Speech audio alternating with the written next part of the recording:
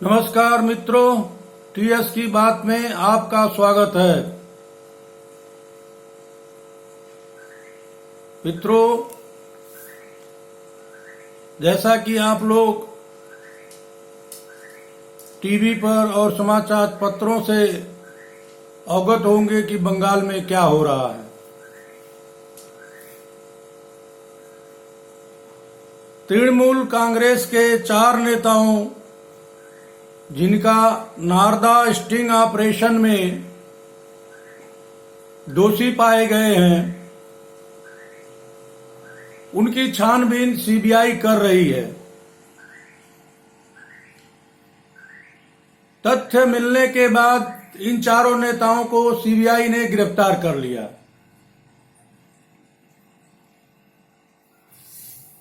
इनके गिरफ्तारी के बाद बंगाल में राजनीतिक तूफान आ गया।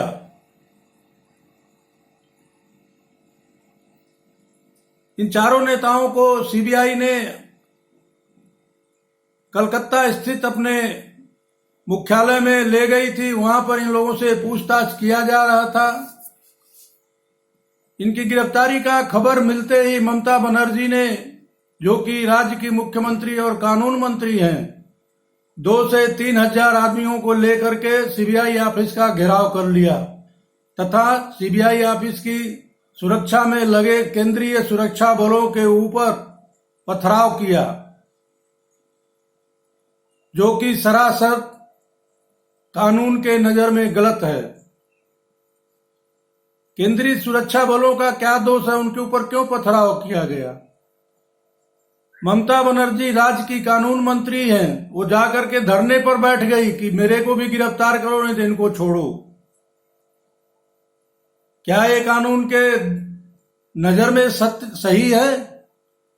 एक कानून की, एक प्रांत की कानून मंत्री कानून को तोड़ रही है, इससे कैसे न्याय हो पाएगा?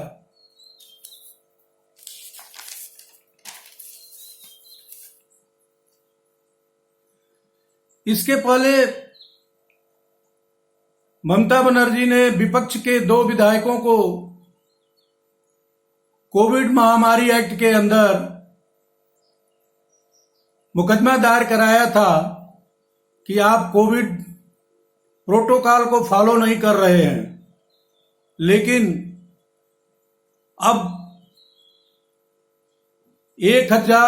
2 से 3 हजार पार्टी कार्यकर्ताओं और तृणमूल के गुंडों के साथ ममता बनर्जी ने जब सीबीआई के ऑफिस का घेराव किया तो वो कोरोना प्रोटोकॉल को नहीं तोड़ रही हैं। यह क्या है? इनके ऊपर भी कोरोना प्रोटोकॉल के ऊपर मुकदमा दायर होना चाहिए। इस तरह से एक प्रांत के मुख्यमंत्री और कानून मंत्री के रूप में ममता बनर्जी का जो यह कृत्य है, यह निंदनीय है और इसके ऊपर न्यायालय को संज्ञान लेना चाहिए। ममता बनर्जी को चुनाव के बाद हुए हिंसा प्रभावित क्षेत्रों में उनके परिवारों को राहत देने के लिए जाने के लिए समय नहीं है और 3 हजार गुंडों के और पार्टी कार्यकर्ताओं के साथ सीबीआई ऑफिस घेरने का और 6 घंटे धरने पर बैठे रहने का उनको समय है।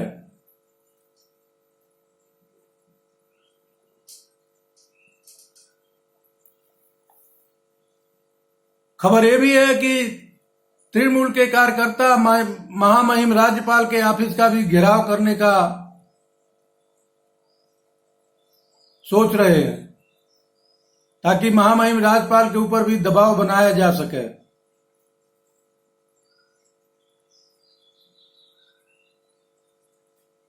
जिसने अपराध किया है, जो 4 नेता तृणमूल के गिरफ्तार हुए हैं, अगर उन्होंने अपराध किया है और उनके खिलाफ सबूत हैं तो उनको सजा मिलेगी, और अगर उन्होंने अपराध नहीं किया है, सबूत नहीं है, तो वो कानून के दायरे से बाहर आ जाएंगे। लेकिन ममता बनर्जी का हंगामा करना ये क्या दर्शाता है? उनका कानून के राज्य में विश्वास नहीं है। वो जो कुछ कहेंगी वही बंगाल में होगा। कानून की एजेंसियां हैं उनको अपना काम करने दीजिए। अगर इस तरह से होगा तो क्या सफेद पोश जो आजकल डकैत के रूप में जनता के पैसों को डकार जा रहे हैं, उनके ऊपर कार्रवाई कब होगी तथा कानून अपना काम कब करेगा? कानून के रोकने का प्रयास क्यों किया जा रहा है? इससे तो यही समझ में आ रहा है कि ये जो चारों टीएमसी के नेता गिरफ्तार हुए हैं, इनकी संलिप्तता है। उनको बचाने के लिए ममता बनर्जी गैर कानूनी काम कर रही हैं। लोकतंत्र में सबको अपनी बात कहने का अधिकार है। दूसरे विचारधारा वाली पार्टी के लोग अगर अपनी बात कह रहे हैं, दूसरी विचारधारा के पार्टी को वोट दे रहे हैं, तो उनकी हत्या कर देना, उनके घरों को जला देना, उनकी संपत्ति को लूट लेना, उनकी महिलाओं के साथ दुर्व्यवहार करना, क्या ये लोकतंत्र में वाजिब है? क्या कानून मूक दर्शक बना रहेगा? कानून तो अपना कार्रवाई करेगा। इसमें तिलमिलाहट की कोई गुंजाइश नहीं है। ममता बनर्जी अगर अपने को बहुत ही साफ सुथरी राजनीति करने वाली मानती हैं, तो इंक्वायरी को, छानबीन को सुचारू रूप से चलने दें। दूध का दूध, पानी का पानी न्यायालय से हो जाएगा। लेकिन ममता बनर्जी लोकशाही को नष्ट करके तानाशाही के तरफ बढ़ रही हैं। खबर ऐसी आ रही है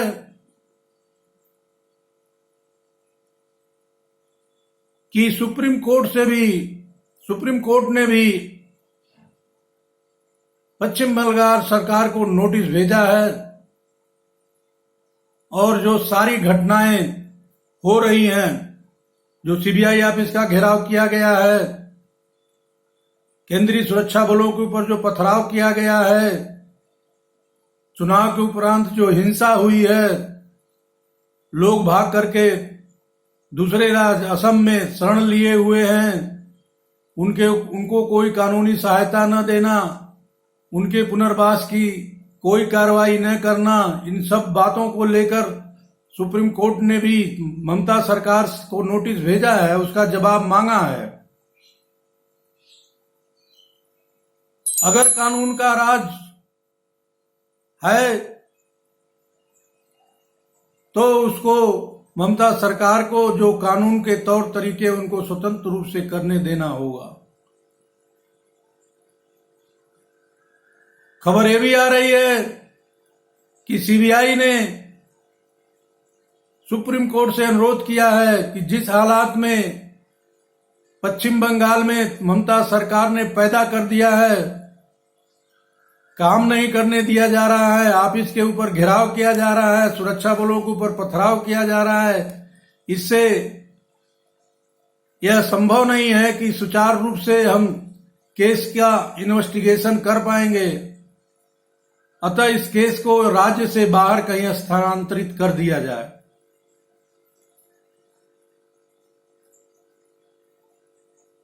जो भी ममता बनर्जी कर रही हैं, वह लोकतंत्र के नियमों के वसूलों के खिलाफ है, लेकिन वो अपने मनमानी पर लगी हुई है। वो ये समझ रही है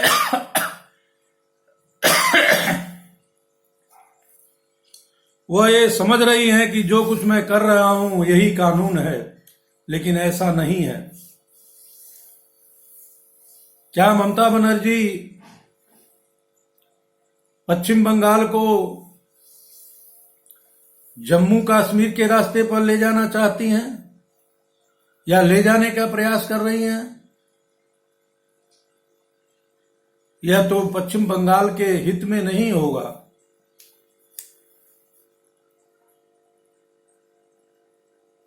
कानून के राज्य को उनको मान्यता देना पड़ेगा। जो असंवैधानिक कार्रवाई कर रही हैं उसके ऊपर उनको लगाम लगाना पड़ेगा।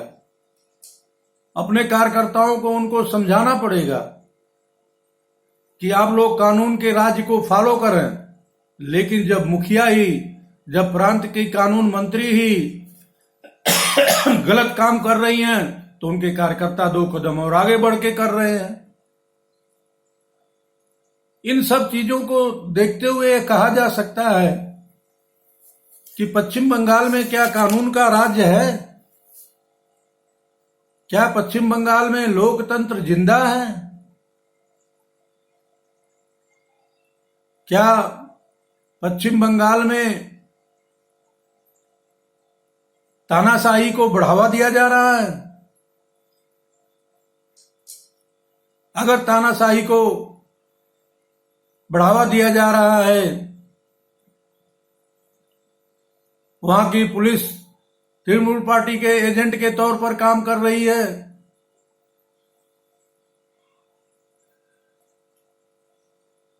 उसका काम है कि राज्य के लोगों के जान माल की सुरक्षा करना, उनको सुरक्षा प्रोवाइड करना, वो काम नहीं कर रही है। वो तृणमूल पार्टी के एजेंट के तौर पर पार्टी कार्यकर्ता के तरफ पर काम कर रही है, जो कि गैर कानूनी है। न्याय के आंखों में ये गैर कानूनी है। अगर इस पर केस चला तो बहुत से पुलिसकर्मी सेवा से बर्खास्त होंगे। उसको ममता बनर्जी नहीं बचा सकती हैं। ममता बनर्जी ने जो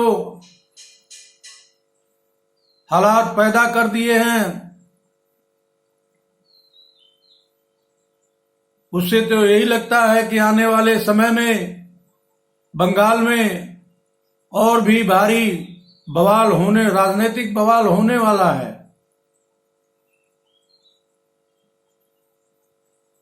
जनता के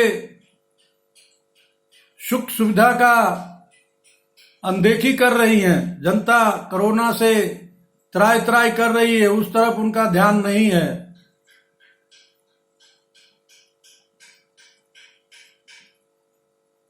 लोगों की दयनीय स्थिति है।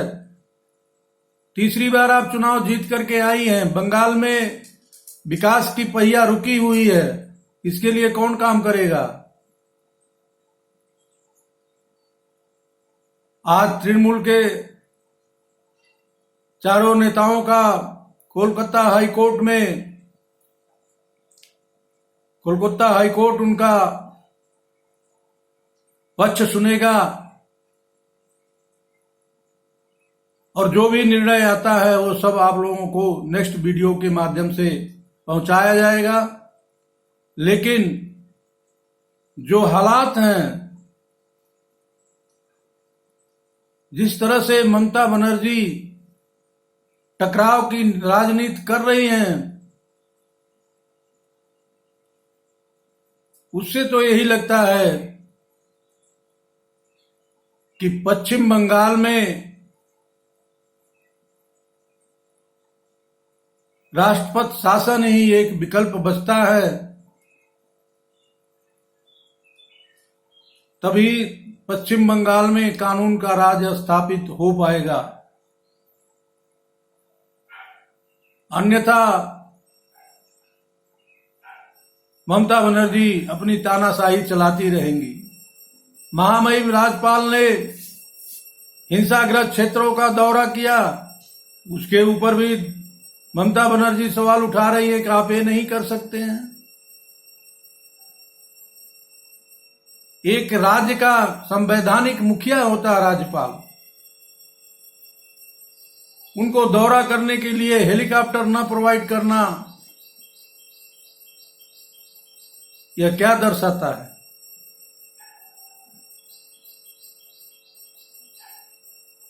गवर्नर को विवश होकर के केंद्र सरकार से मदद मांगनी पड़ी और केंद्र सरकार ने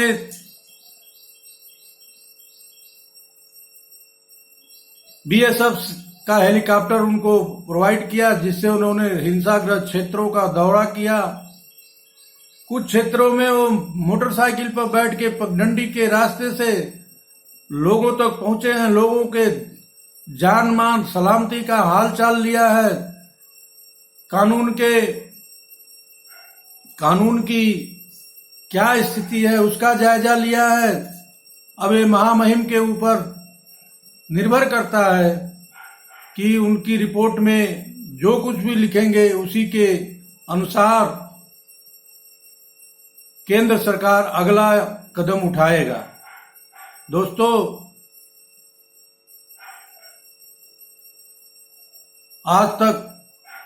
आज की बात टीएस की बात में इतना ही। फिर अगले वीडियो में मित्रों,